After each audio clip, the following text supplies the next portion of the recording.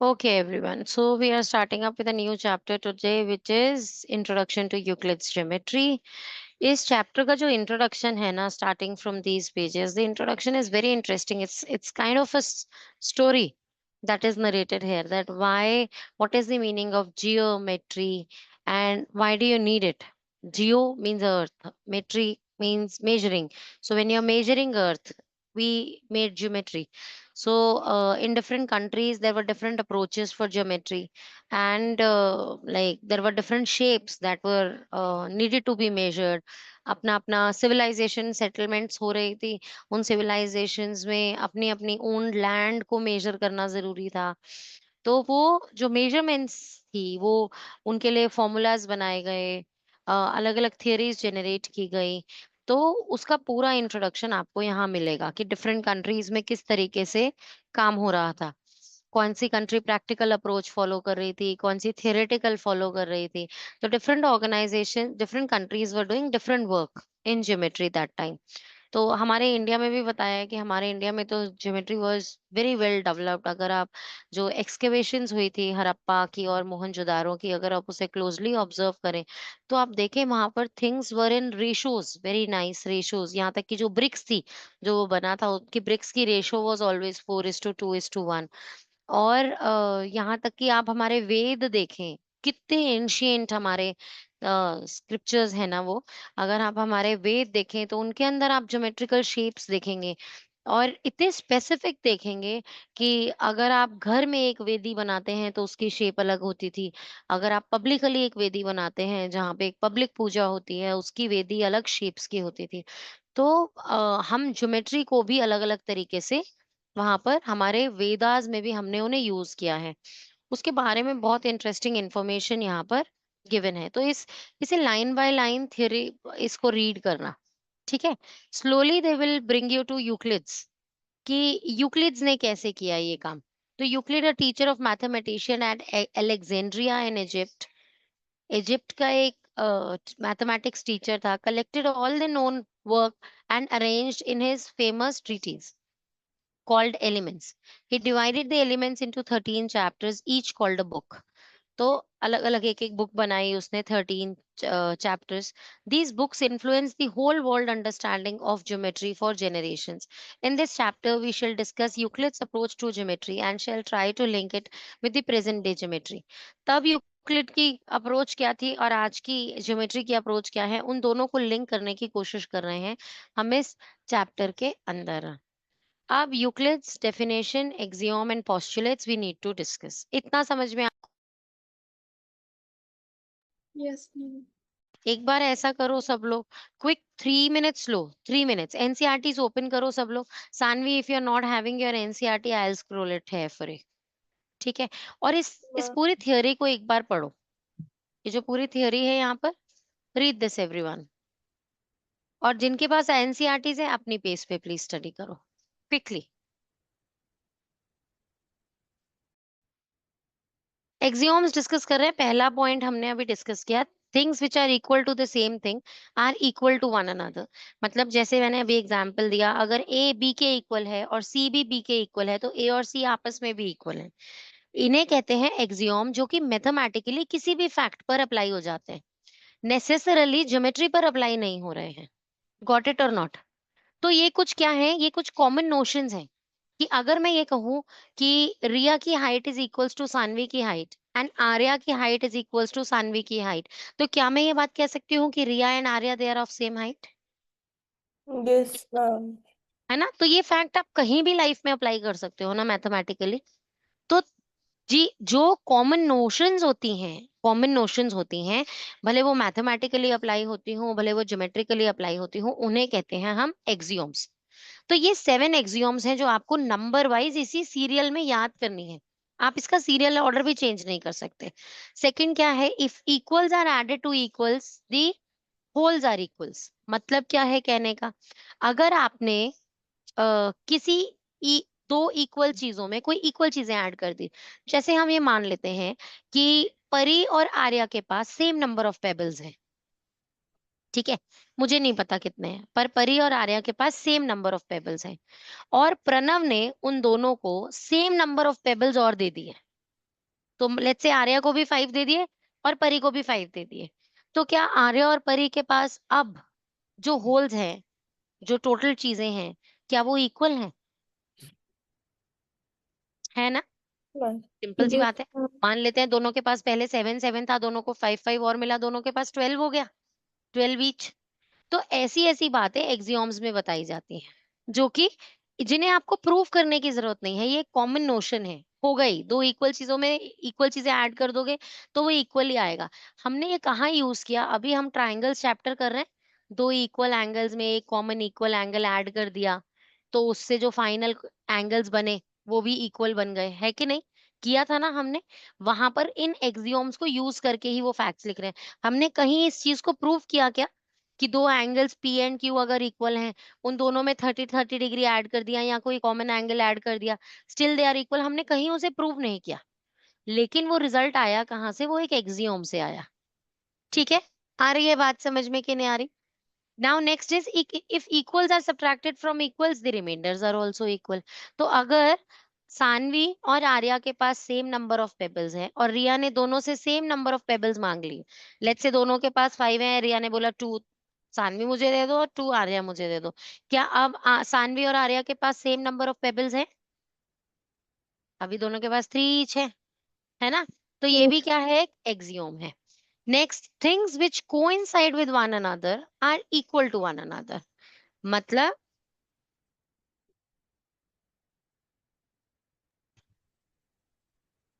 Things which coincide with each other, मतलब exactly same होते हैं, एग्जैक्टली सेम, वो इक्वल होते हैं एक दूसरे के। जैसे दो लाइंस कोइंसाइड कर रही हो एग्जैक्टली द सेम, तो वो दोनों की दोनों लाइंस इक्वल होंगी।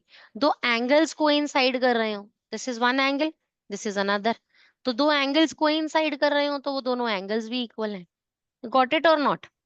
ऐसे ही the whole is greater than a part. हाँ, कितना सिंपल सा चीज है, पर कभी सोचा किसी किसी मैथमेटिशियन ने इसे भी बुक में लिखा होगा? हम सबको मालूम है कि पिज्जा का एक स्लाइस है smaller than the whole pizza, या the whole pizza is greater than one piece. Who doesn't know that? No, even a first grader second grader knows this. उससे पूछो बेटा पूरा पिज्जा लोगे या स्लाइस लोगे, तो कहेगा पूरा ही पिज्जा लेंगे। गॉट इट और नॉट? तो एवरीवन नोज दिस, नो? लेकिन ये यूक्लिड्स ने अपने एक्सियोम में ये चीजें बताई कि this should be like on on those days, इतना पीछे जाकर, जब आपने चीजों को मैथमेटिकली वेरीफाई नहीं भी किया था, तब इतना बेसिक उस टाइम पर ये रूल्स बनाए थे, ये कुछ नोशंस बताई थी यूक्लिड्स ने। नेक्स्ट क्या है? Things which are double the same thing are equal to one another. तो चीजें जो सेम चीज का डबल होंगी, जैसे कि मैं यहाँ पर कह दूं कि आर्या के पास जितने पेन्स हैं उसके डबल रिया के पास हैं, उसके डबल ही परी के पास है, तो क्या रिया और परी के पास सेम नंबर ऑफ पेन्स हैं? क्योंकि दोनों के पास, अरे दोनों के पास आर्या का डबल ही तो है। आर्या के पास 4 पेन्स है, उसका डबल रिया के पास है, 8 हो गया, उसका ही डबल आर्या के ही पेन्स का डबल परी के पास है। तो सेम चीज का डबल रिया के पास है, सेम चीज का डबल परी के पास है, इसका मतलब दोनों रिया और परी के पास सेम नंबर ऑफ पेन्स ही तो है। गॉट इट और नॉट? तो Yes. Things which are double of the same thing, किसी सेम थिंग, आर्या की डबल है ना दोनों, रिया और परी, तो इसीलिए वो दोनों भी इक्वल है। गॉट इट और नॉट? नेक्स्ट है things which are halves of same thing equal to one another, same चीज का हाफ भी इक्वल हो जाएंगी दोनों। गॉट इट और नॉट बेटा? Clear no? Yes, ma'am. अब आपको इसे किस ऑर्डर में याद करना है? तो आप इसे ऐसे याद करोगे, सबसे पहले things which are equal to the same thing, पहला लॉ इक्वल का लॉ बनेगा, फिर एडेड का लॉ बनेगा, फिर सब्ट्रैक्टेड का लॉ बनेगा, फिर कोइंसाइडिंग का लॉ बनेगा, फिर होल पिज्जा का लॉ बनेगा, फिर उसके बाद डबल और हाफ का लॉ बनेगा। ऐसे याद करो इसे। Okay, आ रही ma'am. है बात समझ में कि नहीं आ रही? तो Yes. ऐसे कीवर्ड से याद करोगे तो एक्सियोम को सीरियल ऑर्डर में याद कर पाओगे। Axiom 1, equal of the same thing आपस में भी इक्वल हो गए। Added, equals added to added, wholes are equal. Equal subtracted from equals, remainders are equal, तो एडेड और सब्ट्रैक्टेड का भी हो गया। फोर्थ, कोइंसाइडिंग वाला law, things which are coinciding are equal to one another. Then उसके बाद फुल पिज्जा वाला, जो सब फर्स्ट ग्रेडर को भी पता है, that the whole is greater than the part. फिर उसके बाद things the double of the same thing are also equal to one another, things that are half of the same thing are also equal to one another. तो याद भी हो जाएगा। Yes. आएंगे 7 एक्सियोम्स अपने ऑर्डर में याद। तो Notion क्या होता एक्सियोम्स है? क्या है actually? Common notion, common thoughts, common beliefs. ठीक है, आ गई ये बात समझ में कि नहीं आई बेटा जी? अब Yes. हमें पढ़ने हैं यूक्लिड के 5 पोस्टुलेट्स। अभी एक्सियोम से पोस्टुलेट्स कैसे अलग हैं? जैसे देखो इस लाइन को पढ़ के देखो, अ स्ट्रेट लाइन में be drawn from any one point two any other point. ये ज्योमेट्री पे ही रिलेट हो रहा है, ये मैथमेटिकली और किसी चीज पे तो रिलेट नहीं हो रहा। तो वो Yes. फैक्ट्स जो यूक्लिड्स ने स्पेसिफिकली ज्योमेट्री के लिए बताए थे, उन्हें आप पोस्टुलेट्स कहते हैं। तो axiom is a broader definition, उसका एक part is postulate. Got it? Postulate is a smaller thing जो कि ज्योमेट्री स्पेसिफिक है। आ गई बात समझ में?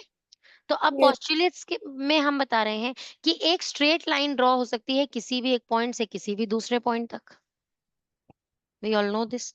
ऐसे Hmm. ड्रॉ कर लो, ऐसे कर लो, ऐसे कर लो, ऐसे कर लो, ऐसे कर लो, ऐसे कर लो, कैसे भी कर लो, किसी भी एक पॉइंट से प्लेन में किसी भी दूसरे पॉइंट तक आप एक लाइन ड्रॉ कर सकते हो, एक स्ट्रेट लाइन। कोई प्रॉब्लम तो नहीं है इस बात में। तो वो Hmm. पोस्टुलेट है ज्योमेट्री का। लेकिन पोस्टुलेट ऐसे होते हैं जिन्हें आपको प्रूव करने की कोई जरूरत नहीं है। These are also common facts for geometry, right? Theorems को प्रूव करना पड़ता है, लेकिन पोस्टुलेट और एक्सियम को कोई प्रूफ नहीं चाहिए होता है। Hmm. Now next is axiom 5.1। Given two distinct points there is unique line that passes through them.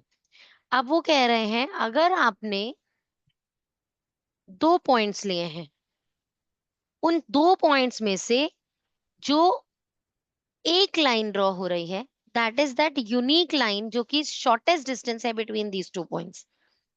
इसके अलावा आप कोई भी और रास्ता फॉलो करोगे तो that won't be the shortest way, या वो यूनिक लाइन नहीं होगी फिर। तो from P to Q here, PQ is the unique way from P to Q, which is the shortest way. Understood everyone? अगर आप P से Q पे और किसी भी रास्ते से घूम कर जाते हो तो that won't be the shortest distance, right और नॉट? Yes, ma'am. तो straight line drawn from one point two another is actually the shortest distance between the two. Getting it everyone? Yes. Next one, a terminated line can be produced indefinitely। एक line terminate हो गई मतलब वो line segment है। अब उसे वापस indefinitely दोनों तरफ इंक्रीज करना चाहते हो तो उसे लाइन बना दो वापस। तो लाइन का एक सेगमेंट लिया था, दोनों तरफ एक्सटेंड कर दो तो वो लाइन बन जाएगी फिर से। Got it? A Yes. Circle can be drawn with any centre and any radius. Of course, छोटा सर्कल विद छोटा radius, bigger circle with bigger radius और बिगर वन। तो कितना भी बड़ा पिज्जा ऑर्डर कर दो, अलग अलग सर्कल्स हो सकते हैं ना, है ना? Yes. Next, all right angles are equal to one another. सारे राइट एंगल्स इक्वल होते हैं, सारे 90 डिग्री के होते हैं तो सारे इक्वल ही होंगे। If a straight line falling on two straight lines make the interior angles on the same side of it taken together। ये बड़ा ही इंटरेस्टिंग फैक्ट है, ध्यान से समझो बेटा। आज तक आप लोगों ने क्या पढ़ा है? आज तक आप लोगों ने पढ़ा है if these two lines are parallel. अगर ये दो लाइंस पैरेलल हैं तो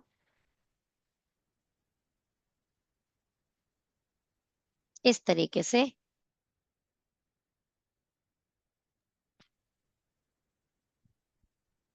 तो ये जो दो इंटीरियर एंगल्स हैं ट्रांसवर्सल की एक ही साइड पे, क्या प्रॉपर्टी पढ़ी है आपने इसके बारे में? Linear pair.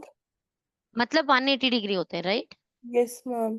अब आपको ये जो एक्सियोम है, ये जो पोस्टुलेट है, ये क्या बता रहा है कि अगर आपने ये लाइन ऐसे बेंड कर दी तो अब आप इन इंटीरियर एंगल्स के बारे में क्या कह सकते हो? अब क्या कह सकते हो?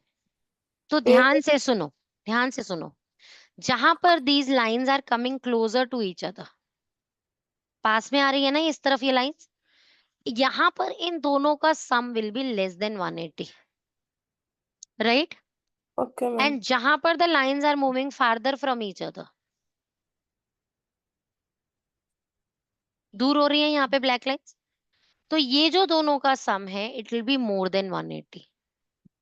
इसका मतलब जब सिर्फ पैरेलल होंगी दोनों लाइंस, तब जो interior angles on the same side of transversal हैं, तब वो एग्जैक्टली 180 डिग्री होंगे। आपने ऐसे बेंड कर दिया अगर लाइंस को इस तरीके से आगे की तरफ, तब जो interior angles on the same side of transversal होगा वो क्या हो जाएगा, लेस देन 180। इधर इस तरफ लेस देन 180, जहां पर they are moving away from each other that will be more than 180। Got it और नॉट बच्चे? समझ में आया? पढ़ के देखें इस बात को। If a right line, if a straight line, sorry, if a straight line falling on true straight lines make the interior angles on the same side of it taken together less than two right angles, less than two right angles मतलब less than 180 degree, then the two straight lines, तब जो दो straight lines होंगी, if produced indefinitely meet on that side on which the sum of angle is less than two right angles। तो अगर आप इन sides को produce करो तो ये वहां मिलेंगी, ये जहां जहां पर इंटरसेक्ट हो रही होंगी उस तरफ वाले दो इंटीरियर एंगल्स का जो सम होगा वो लेस देन 180 होगा। आ रही है बात समझ में कि नहीं आ रही? आ रही है बेटा बात समझ में कि नहीं आ रही? किसको नहीं आई ये बात समझ में? तो जिस तरफ लाइंस नैरोअर हो रही होंगी, मीट अप हो रही होंगी, उस तरफ वाले इंटीरियर एंगल्स का सम लेस देन 180 होगा और ऑपोजिट साइड की तरफ मोर देन 180। आ गया ना सबको ये पोस्टुलेट 5 समझ में? Yes, तो ये ma'am. हो गई यहाँ पर थ्योरी खत्म। ठीक है, चलो एक इंपॉर्टेंट ये चीज, a system of axiom is is called consistent if it is impossible to deduce from these axioms a statement that contradicts an axiom or previously proved statement। So when any system of axiom is given, it needs to be ensured that the system is consistent। इसका मतलब कि अगर आप कोई axiom कहते हैं तो उसका कॉन्ट्राडिक्टरी कोई स्टेटमेंट नहीं होना चाहिए। You will call that as consistent system of axiom जब उसके आगे और पीछे कुछ उसे कॉन्ट्राडिक्ट नहीं कर रहा है। Right? Clear no? Okay. Yes, ma'am. After Euclid stated his postulates and axiom he used them to prove other results, जिसे कहा गया थ्योरम्स, जिनको प्रूव करने की जरूरत थी। Then, using these results, he proved some more results by applying deductive reasoning.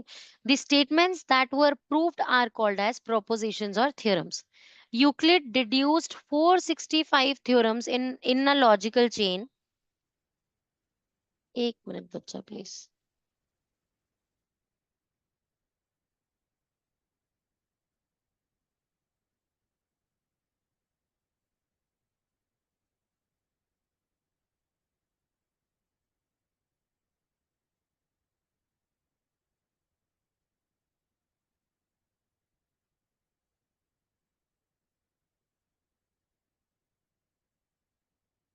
Okay बच्चे, तो हमने ये देखा कि यूक्लिड ने तब उस टाइम पर, जब ना तो कोई ज्योमेट्रिकल टूल्स हुआ करते थे बहुत ज्यादा, ना कोई बहुत ज्यादा डॉक्यूमेंटेशन थी मैथ्स के ऊपर इतनी, तब उन्होंने 465 थ्योरम्स प्रूफ की थी। Got it? और हमारे Yes. वेदों में तो इनसे कहीं ज्यादा थी। राइट? चलो, अब हमें करने हैं ऐसे ऐसे क्वेश्चन ना एग्जाम में आते हैं बेटा, जैसे ये दिखा रखे हैं ना यहाँ पर।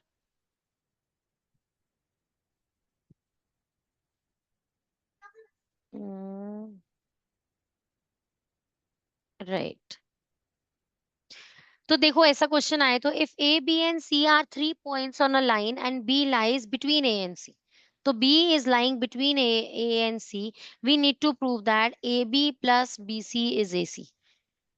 कैसे प्रूव करेंगे इसको? ये तो कितनी सिंपल सी बात है, हमें पता ही नहीं है ये ए बी और B C together they are making A C. लेकिन इस एक्सियोम को प्रूफ कैसे करोगे? देखो, we will write here in the figure given above A C coincides with A B plus B C. AC पूरा का पूरा AB प्लस BC से कोइंसाइड कर रहा है, तो कौन सा theorem we know if coinciding that is equal? Fourth theorem, fourth axiom. तो Fourth. देखो आपको ये एक्सियोम का नंबर लिखना है। Using axiom 4 says that things which coincide with one another are equal to one another, so it can be from there deduced AB plus BC is equals to AC। तो आपको कोई ना कोई axiom पर जाना है, उससे रिलेट करना है क्वेश्चन को और प्रूफ करना है। आ रही है बच्चे बात समझ में कि नहीं आ रही? कैसे करना है इसे? Yes, ma'am. क्लियर है ना? चलें आगे, नेक्स्ट देखें question. Prove that equilateral triangle can be constructed on any given line segment. Equilateral triangle आप किसी भी given line segment पे draw कर सकते हो. ये हमें यहाँ पर prove करना है. Here you need to do some constructions using Euclid's postulate 3. You can draw a circle with point A as center. A को लेकर एक center आप circle बनाओ. वो आग किधर जा रही है? ये रही. This one. Right? तो अब आप यहाँ पर एक postulate use कर रहे हो. And with the same radius, आप B से भी एक arc draw करते हो, एक circle draw करते हो. The circles meet at point से C. C पर meet कर रहे हैं, right? Now that is that point C. Now, so you have to prove that this triangle is equilateral. अब आपने A, B, C तीनों points को join किया. अब आपको इसे equilateral prove करना है. तो आप यहाँ पर कहेंगे कि AB जो आपने रेडियस लेकर आपने पहला सर्कल ड्रॉ किया था, वही AB जो है BC के इक्वल है और वही AB AC के इक्वल है. तो सेम AB के इक्वल BC और AC दोनों है. That means they both are equal to one another. AC and BC also are equal. Got it or not, बच्चे? Clear Yes, or ma'am. not? तो इसका मतलब they are all three are equal. That is why this is an equilateral triangle. आ गई बच्चे बात समझ में? कैसे Yes, होते हैं ये क्वेश्चन सॉल्व? नेक्स्ट देखें. To distinct lines can not have more than one point in common. दो अलग लाइंस हैं, अगर आप उनके अंदर कोई कॉमन पॉइंट निकालना चाहें, उन्हें इंटरसेक्ट करें मतलब, तो आप कहीं पे भी उन्हें मीट करवा दें, there can be only one point in common. दो डिस्टिंक्ट लाइंस के लिए आप कभी भी उन्हें कैसे भी ऐसे ऐसे कैसे भी उन्हें आप मीट कराने की कोशिश करें, पर उनके अंदर अगर कॉमन पॉइंट आएगा दो डिस्टिंक्ट लाइंस में, तो वो एक ही आ सकता है. अगर आप ओवरलैप करा दे दोनों लाइंस को, तो फिर तो वो सेम लाइन हो गई ना. कोइंसाइडिंग थिंग्स तो दोनों कोइंसाइडिंग लाइंस तो सेम लाइन ही हो गई ना. तो अगर आपने दो डिस्टिंक्ट लाइंस लिए हैं, आप उन्हें कहीं मीट कराते हैं, तो एक कॉमन पॉइंट से ज्यादा आप कॉमन पॉइंट नहीं निकाल सकते. इसे आपको थ्योरी में कैसे लिखना है? तो here we are given two lines L and M. We need to prove that they have only one point in common. For the time being let us suppose that these two lines intersect in two distinct points say P and Q. Geometry से draw भी नहीं हो सकता ये, इसीलिए उन्होंने कोई construction नहीं किया इसके लिए. पर हम मान लेते हैं कि दो पॉइंट्स हैं P और Q, जिनके ऊपर ये दोनों लाइंस इंटरसेक्ट कर रही हैं. One is this line, another is this line. या ऐसे समझ लेते हैं ये दो लाइंस हैं. तो हम मान लेते हैं कि आपस में मीट किए हैं और ये दो कॉमन पॉइंट्स P और Q पे मीट कर रही हैं. Right? So you have two lines passing through two distinct points P and Q. इसका मतलब P और Q से पास होने वाली आपके पास दो डिस्टिंक्ट लाइंस हैं. But this assumption clashes with the axiom that only one line can pass through two distinct points. तो हमने अभी पीछे एक एग्जियोम में कहा था, पोस्टुलेट में सॉरी, कहा था कि अगर दो डिस्टिंक्ट पॉइंट्स हैं तो उनसे एक ही कॉमन लाइन ड्रॉ हो सकती है. राइट और नॉट? तो दिस assumption ऑफ आवर्स कि दो लाइंस हमने मीटअप कराई हैं और उनके बीच में दो कॉमन लाइंस हैं, है ना? P और Q के बीच में दो कॉमन लाइंस हैं. तो this is in contradiction to that postulate. इसीलिए this can never be true. इसीलिए that means two distinct lines can not have more than one point in common. Got it everyone और not? ठीक है. yes, ma'am. चलो अब लिखो जल्दी से एक्सरसाइज 5.1 और इसकी थियोरी लिखवा देती हूँ जल्दी जल्दी. Which of the following statements are true and false?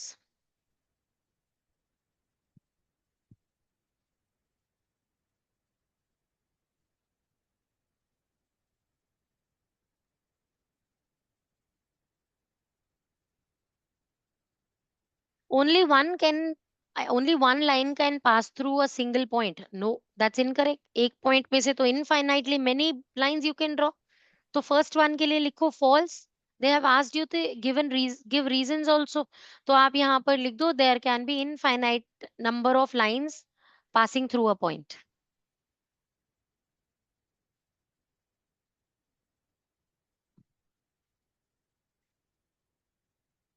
Next one.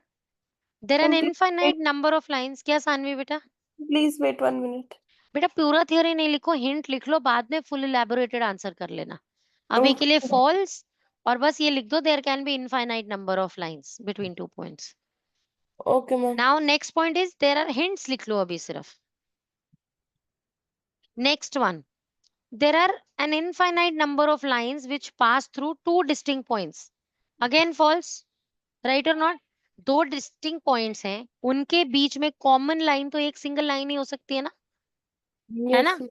तो इसका मतलब दिस इज ऑल्सो फॉल्स, और करेक्ट चीज लिख दो, there can be a unique line which is common to both the points.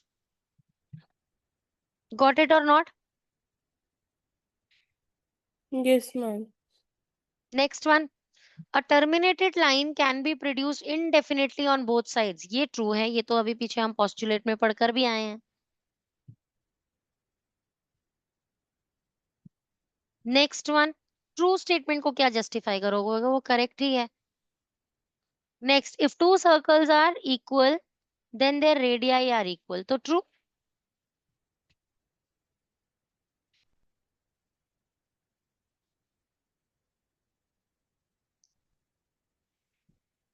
अब आप इसे कैसे बताएंगे? If two circles are equal that means their areas are equal, है ना? एक सर्कल दूसरे सर्कल पे ओवरलैप कर रहा है, मतलब उनके एरियाज सेम है। तो by calculations if two areas are equal the radii are also equal, क्योंकि पाई आर से पाई आर कैंसिल हो जाएगा, पाई आर स्क्वायर है ना, पाई से पाई कैंसिल हो जाएगा, आर स्क्वायर सेम ही तो होगा। तो आप Okay, इसे ma'am. ऐसे लिखो, if two circles are equal then their areas are also equal, Yes, ma'am. That means the radii are also equal. Okay, fifth one, if A B is equals to P Q, जो नीचे diagram given है, और P Q X के equal है, तो A B X Y के equal है, ये एक्सियोम ही तो है, यूज हो रहा है, लिखो ट्रू, जल्दी से ट्रू। और बता देना कौन सा एक्सियोम है, equals to equals are equal, कौन सा वाला था? First one, no? First axiom one, First है one. ना? Right, axiom one, Euclid's axiom one लिखना। ओके, चलो Ma'am, we question have number to two. learn the exams. हाँ बेटा, बोला तो यस, एक्सियोम भी वर्ड बाय वर्ड याद करना है, और सीरीज में याद करना है, 1 2 3 4 नंबर्स के साथ।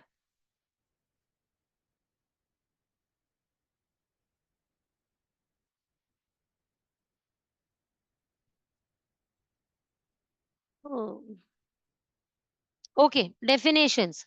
बेटा ये तो बहुत सिंपल सिंपल सी डेफिनेशंस है। पैरेलल लाइंस कौन सी होती हैं? जिनके बीच का डिस्टेंस जो है वो यूनिफॉर्म रहता है ना? और आप इसे एक्सियोम के पॉइंट से कैसे कह सकते हो? हमने कॉमन पॉइंट अनकॉमन पॉइंट की बात की है ना। तो पैरेलल लाइंस की डेफिनेशन लिखो, two distinct lines which have no common point. Okay, ma'am. जल्दी से, ऐसे ही परपेंडिकुलर लाइंस के लिए लिखो, two distinct lines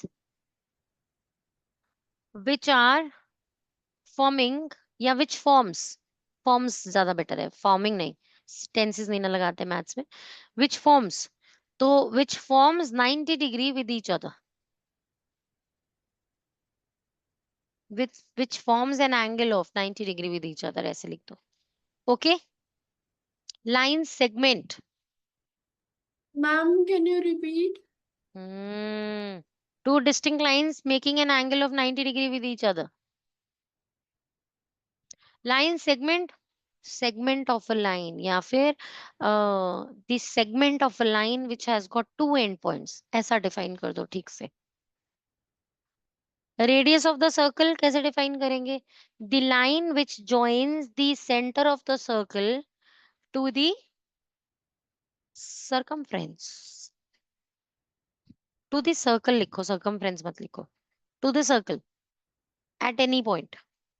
The radius of a circle can be defined as the line joining the center of the circle to the circle at any point।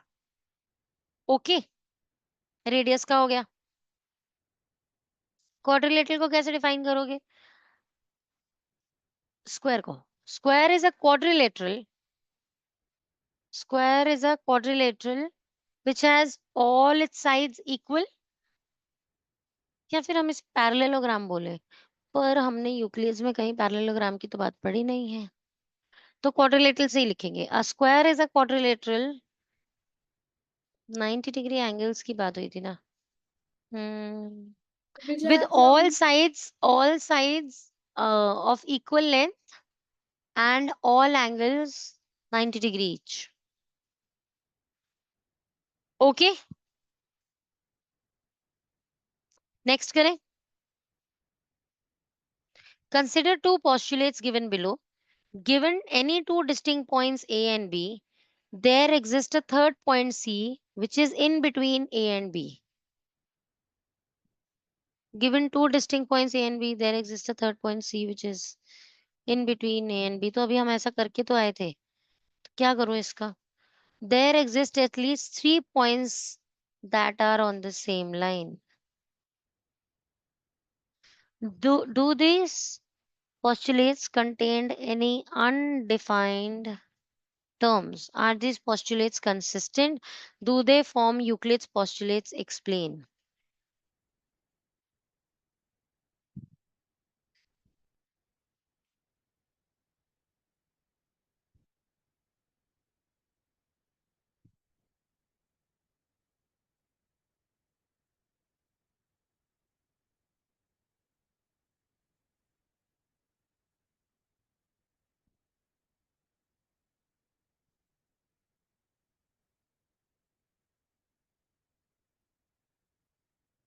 देखो,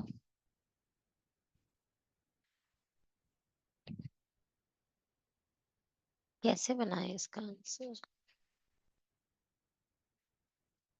जो theory part है ना, I just hate it. Given any two distinct points A and B, there exists a third point C which is in between. तो इसके बारे में करूं क्या? Consider two postulates given. ये एक postulate है हमारा first ही है ना, जहां पर हमने किया था. कौन सा postulate है जो हमने किया था? जहां पर coinciding वाला था. तो हमें पता है, अगर मैं ऐसा लिखूं तो AC plus BC, AC plus CB is equals to AB. है ना, वो एक एग्जाम था, postulate था, वो एक postulate था. Ma'am There exist at least 3 points that are on the same line. क्या बेटा? मैम कौन सा क्या? वाला? जहां पर अभी तो हम प्रूव करके आए हैं एक एग्जाम्पल में, एग्जाम्पल 1 में, जहां पर ए बी के ऊपर एक पॉइंट था सी, तो A C plus C B is equals to A B था. या बीच में तब बी था, उन्होंने पॉइंट बी बीच लिया था, में यहाँ डी वो, था। हाँ वो यहाँ पर सी लेने को कह रहे हैं, है ना. तो हम्म, मतलब इतनी सी बात हमें समझ में आ रही है कि ये पोस्टुलेट है एक. Do these postulates contain any undefined term? Ma'am और दैट इज एक्सियोम 4। अच्छा, ठीक है. There exist at least 3 points that are not on the same line. तो अगर हम ये कहें, there exist at least 3 points that are not on the same line. वो triangle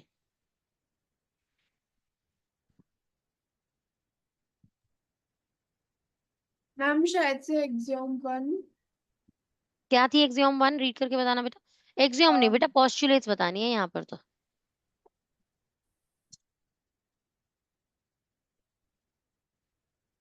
A straight line may be drawn from any point one to any other one, any other point.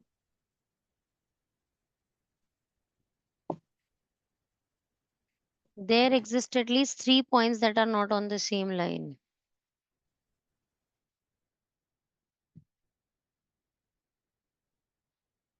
तो इन्हें common point नहीं लिखना चाहिए था?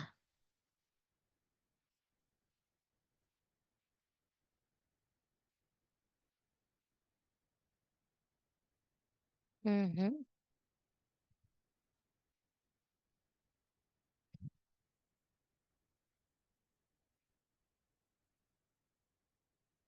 Ma'am ये वो triangle वाला ये वो है। ट्राइंगल वाला ही होएगा बेटा. क्योंकि अगर आपने कभी भी ट्राइंगल बनाना है तो हम हमेशा क्या प्रॉपर्टी करते थे, वो ऐसे, देखो बताती हूँ अभी. ये देखो, ये एक स्ट्रेट लाइन है. अगर आपने ट्राइंगल बनाना है और आप दो साइड्स एग्जैक्टली इन्हीं के पार्ट्स की इक्वल लेंथ के ले लो, एग्जैक्टली बिल्कुल ऐसे सेम, राइट. जैसे ये एक है, ये एक है, ये दूसरा है ना. तो अगर ये बिल्कुल सेम, दोनों को ऐड करके एग्जैक्टली ये सेम थर्ड वाला साइड बन जाए, तो फिर ये कभी ट्राइंगल फॉर्म नहीं कर सकता. For a triangle to be formed, इन दोनों का जो सम है दैट शुड बी मोर. तो ऐसा होना चाहिए कि ये थोड़ा सा लॉन्गर इन लेंथ होगा ऐसे, और ये अब ऐसे।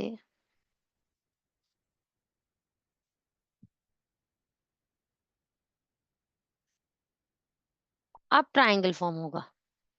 आ रही है बेटा बात समझ में कि नहीं आ रही? तो ये जो लाइन है,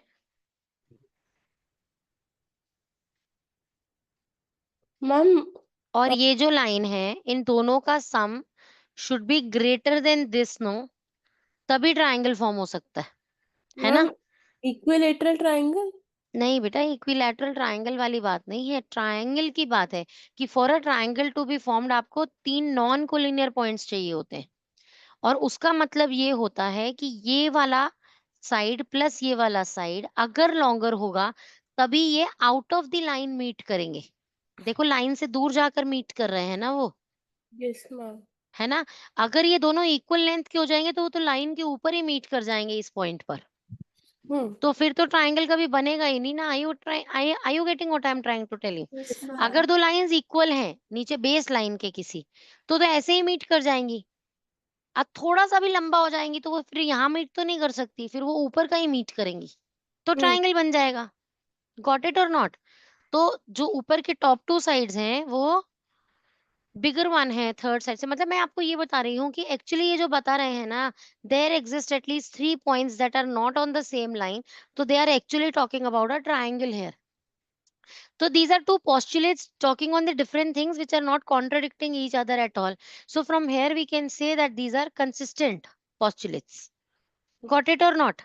वो एक दूसरे को कॉन्ट्रडिक्ट नहीं कर रहे हैं ना, बिल्कुल कट नहीं कर रहे हैं ना, तो इसीलिए these are consistent postulates. Do they follow from Euclid's postulates? तो हाँ, दोनों यूक्लिड्स के postulates से related है. Got it everyone? Yes ma'am. चलें अभी आगे. Yes ma'am.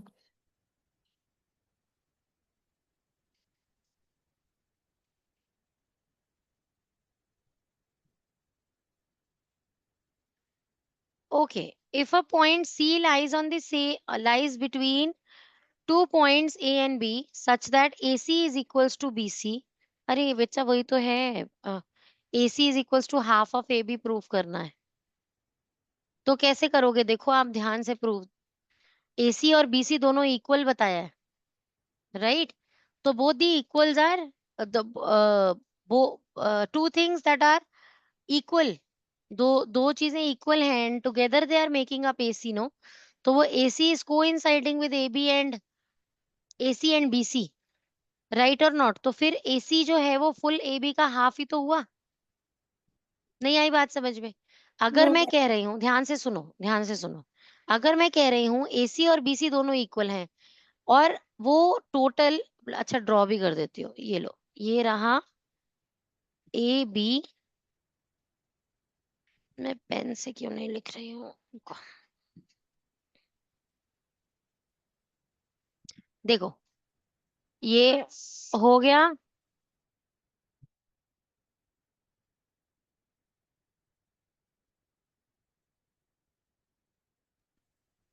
अभी AB, ये AB है. अब पॉइंट C यहाँ पर बीच में है, राइट? सच दैट ये पूरा लाइन इज इक्वल्स टू ये पूरा लाइन. तो अब मैं इसे कैसे लिखूंगी? सबसे पहले मैं लिखूंगी AC plus CB is equals to AB. Coinciding lines वाला पोस्टुलेट लिख देंगे यहाँ पर, राइट और नॉट? अब मुझे यस। मालूम है AC और BC दोनों इक्वल हैं, तो यहाँ से मैं BC हटाकर यहाँ पर भी AC लिख दूंगी, और ये AC तो है ही. तो AC plus AC is AB, right और नॉट? यस तो मैं मैम। यहाँ पर लिख सकती हूँ twice of AC is AB. तो मैं यहाँ से निकाल सकती हूँ AC is half of AB. Hence proved. Okay. और ये फिगर ड्रॉ कर दिया. मैम हम ये नहीं लिख सकते कि AC is equals to CB? CB तो लिखा तो था उन्होंने, AC BC के इक्वल या CB के इक्वल, एक ही तो बात है बच्चे. AC BC सेम ही तो बात है. आ गई बच्चे बात समझ में कि नहीं आई? Yes ma'am. चलें अभी आगे नेक्स्ट करें. Yes ma'am. Question number 5 now. Okay, right, बताओ बच्चे। मैम मैं ये पूछ रही थी कि कभी ऐसा नहीं हो सकता कि जो चीज हमें प्रूव करनी हो वो फॉल्स हो, वो like that is in true which we have to prove. That is in the ma'am कभी ऐसा नहीं हो सकता कि जो चीज हमें प्रूव करनी है वो फॉल्स हो। वो फॉल्स हो, हाँ ऐसा कैसे हो सकता है? वो क्यों बोलेंगे आपको प्रूव दैट? फिर वो वहां पे छुपा देंगे इफ पॉसिबल ऐसा करके, है ना? चलो जल्दी से क्वेश्चन नंबर 5 समझो बेटा।